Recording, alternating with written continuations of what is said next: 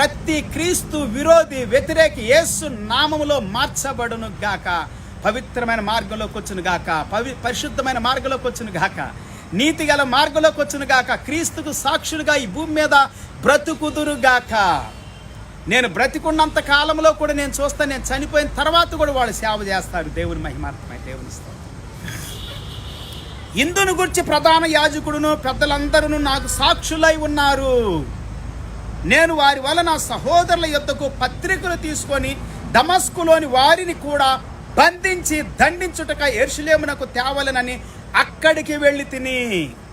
వాళ్ళని బంధించి దండించాలని ప్రధాన యాజకులతోనూ పెద్దలతోనూ అందరితో కూడా నేను కనెక్ట్ అయ్యి మేము కలుసుకొని సమూహముగా మారి ఒక గొప్ప బాడీగా కౌన్సిల్గా మారి, ఎస్ అవును పిల్లారా,